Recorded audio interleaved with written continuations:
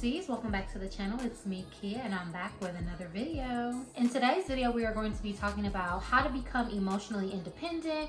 What is emotional independence? Why is it so important, especially on your womanhood journey, and how it can help you be the best version of yourself. We took a vote in the community section on 3 different video topics. This is the top one that y'all picked, so here it is. Emotional independence is one of my favorite topics because a lot of people want to feel confident, a lot of people want to feel self-assured, a lot of people want to feel at peace and comfortable with who they are as a person, and I feel like emotional independence is one of the primary things that you should learn about, study, and try to develop for yourself, just overall with enhancing your life and your personal growth. I made a video about how to not let people control your emotions and being like emotionally intelligent, and emotional independence is kind of an offshoot on that. Emotional independence is more about drawing from your own sense of knowing and not needing the validation from other people when you make decisions, or letting circumstances, people, or situations make you feel differently about yourself than what you have already decided. That's where the confidence, that's where the peace comes from. So let's get into this topic. So you want to be emotionally independent because when you're emotionally dependent, you give up your power. This can reveal itself in various different ways, like in friendships, in relationships, even at school or at work. Like if you don't get a good grade on that exam, all of a sudden, like you got a bad attitude and it's like you have it out for everybody. That's why people come home from work, yelling at their spouses and kids, or, acting out, because basically when you're emotionally dependent, how you feel about yourself is very circumstantial instead of coming from an in place of internal regulated peacefulness. So the point of talking about transitioning from girlhood to womanhood and developing that deep personal connection with yourself is to ultimately know yourself so you can be the best version of who you want to be. Emotional independence comes from having a strong self-concept and knowing who you are as a person. It looks like being able to make your own decisions without having to run it by people all the time. It looks like not having to make a decision and then ask other people to validate it by asking permission or saying, is this okay? It also means having the final say of how you get to feel about yourself and how you get to feel in situations. Now, there's nothing wrong with seeking advice or genuinely asking for, opinions, guidance, and counsel when it's needed, but an emotionally dependent person does things like, oh, I want to wear a certain outfit. Let me ask somebody what they think. Do they think I could pull it off? Other sneaky ways where you can identify if you exhibit emotional dependence is kind of like, say if you go into a room and you can kind of like feel the energy in the room, and it's kind of like, oh, maybe people are not as upbeat or people are acting funny, and you take that and you transform that into an attitude for yourself to where it's like, okay, well, if y'all gonna be acting like this, then I'm gonna act the same way. Like I'm gonna treat you the same type of way. That's also a sign of emotional dependence. Me, I'm the type of person, I'll walk in, I'll be like, what's wrong with you guys? And I'll just be like, okay, whatever. Well, that doesn't have anything to do with me. Being emotionally independent, like I said, is not internalizing everything, not taking things personally, and not making every situation a representative of who you are in the moment due to the circumstances. You get to be who you are outside of situations and case-by-case basis, because you should have a stronger and internal sense of self. Another sign of being emotionally dependent is that you tend to take things personally or internalize things that honestly don't have anything to do with you. And I feel like today we see this a lot in relationships, in friendships, when it's like, oh, if somebody doesn't necessarily want to talk to you, or somebody needs some space, whether it's in a romantic relationship or a friendship, whatever the case is, like you take it to mean like, well, what did I do? Like, well, what's wrong with me? Like, well, what's going on? And because this person wants to withdraw their attention, their affection from you, maybe they just want to focus on, something else for the time being. Maybe they have, lost interest in the relationship. But if you take that as a way to make yourself feel bad about about yourself, instead of just saying like, hey, you know, everybody is entitled to feel how they feel. You know, people have different things going on. So just because another person might be in a funky mood, or maybe they just might need time or space for themselves to figure out life and where they want to take themselves, it doesn't have to be a reflection of you and who you are. So oftentimes people will throw away whole relationships, or, you know, feel like, oh, they have bad friends, or if they're not constantly getting that emotional connection and validation that they're seeking, instead of being able to self-regulate and let themselves know that, like, hey, regardless of what the circumstances may present, I'm doing fine, everything is okay. Emotional dependence also looks like, oh, if everyone around me is happy, I'm happy. Like, you know, there's the type of people who be like, as long as everybody else is good, I'm good. But that's very difficult, because what if everybody isn't good? So now you're very much saying that how you get to feel is determined on other people. If other people don't feel up to par, if other people aren't happy with themselves, you don't get to be happy with yourself. A lot of people either don't recognize this or don't want to admit this, but when you are emotionally dependent, you can sometimes have this leech type of energy, because you put a lot of pressure on the people around you to validate you or regulate your emotions, or to make you come to a conclusion to feel better about yourself when you're unable to come to that conclusion on your own. And again, it's not to say that sometimes people have low points and they need help and they need, you know, somebody to talk to, but if you constantly find yourself in low places, or you find yourself disgruntled or upset about things,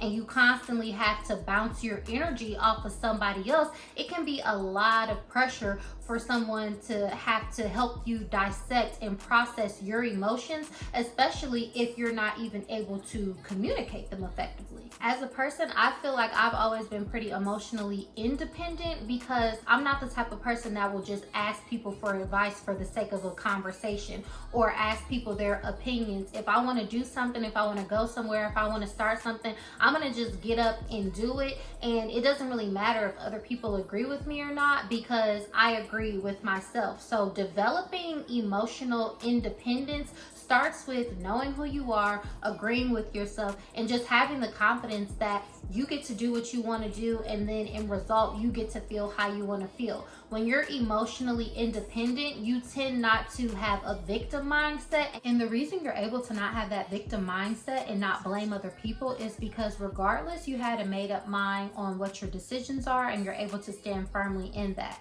You're not acting, you know, like a child needing constant reassurance, hand holding every step of the way in your decision making process.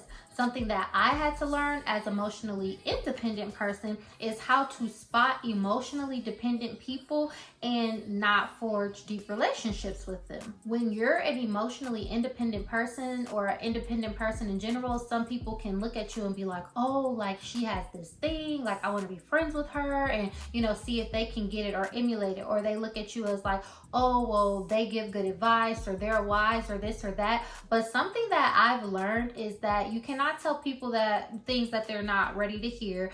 And when you put yourself in a position to regulate another person's emotions, or always being that person to, you know, give them the pep talk or whatever, the thing about it is it can backfire on you when you're trying to make them believe, or telling them that they can believe things about themselves that they don't believe. I remember I had a friend who every time she wanted to do something, every time she had an idea, it was like I would be like, oh, you can do it, giving her the ideas of how she could do it, telling her where to start. And then whenever she would come to like a hiccup, or something wouldn't go right for her, I noticed that she would always be like, well, you didn't say this, or you didn't tell me this. And it's almost like, I'm just here to help you, but now I see that you're looking at me as your entire source to validate what it is that you're doing, to help you get through this whole situation. So when you didn't think through something, or something happened outside of maybe what I had advised or coached or just gave my opinion about,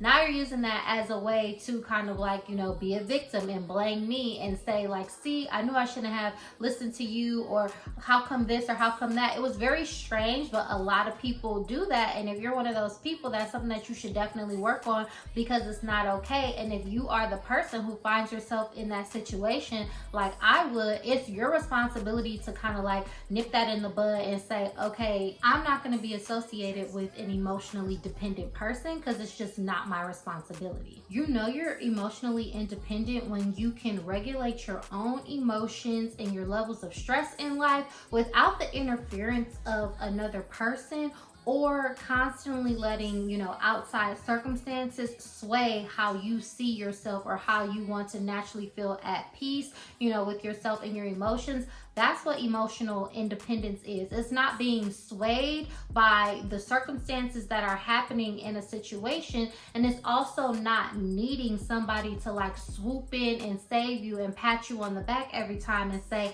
it's going to be okay. As a person stepping into womanhood, defining the type of person that you want to be, it's really important to develop emotional independence, because when you don't, it opens you up to relationships that are based on trauma bonds, codependency, and also manipulation in a lot of cases. Because if you're constantly seeking outside of yourself, looking for that validation, looking for somebody to connect with on a level that you have not connected first with on yourself, you just open yourself up to a dangerous situation. You put yourself at the mercy of people and circumstances instead of having like your own internal measure of control that's able to regulate yourself and find yourself in a peaceful mindset in every situation. How you'll get to be emotionally independent is you literally just have to practice. I talk about this in my 5-step framework in my ebook, and once you decide what you want to do, you have to practice it, and people overlook this step. So if you find yourself in a situation where you will usually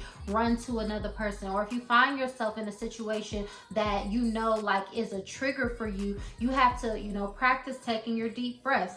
Practice telling yourself okay, I know this situation is something that would typically get under my skin, but I'm not going to fall for it. I know this is an area where I'm not feeling as confident. Let me just try to give myself a pep talk and ask myself what it is that I want to hear and try to boost myself so I can, chug along and get to the goal that I'm trying to reach.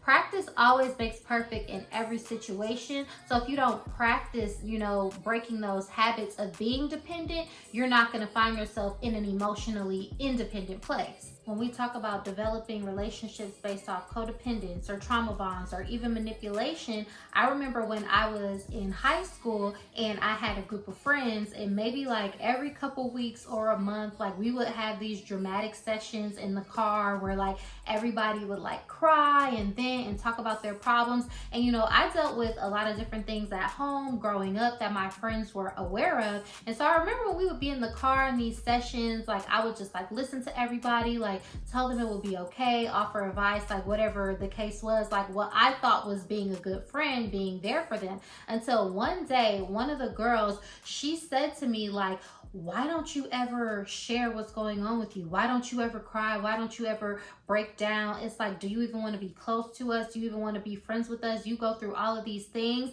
And it's just in that moment, I was wow, that's kind of very strange to me. She wanted to be able to have some type of control, some type of say so in, how I felt about myself. But quite frankly, everybody doesn't always have the luxury to act out or to lash out or to cry or all of those different types of things. And I personally just feel it's never really been my style to dwell on issues, because personally I feel I have the power to move past the situation. And this is why I say, as an emotionally independent person, it's your responsibility to spot emotionally dependent people as well, because you will find yourself in underserving relationships. For me, she just had regular teenage drama. She came from a nice family, lived in a 2-parent home, she lived on a nice side of town, and basically the stuff that she would be crying about was stuff with boys and all that kind of stuff. But I get it. I'm just oh, this is my friend, she's a teenager.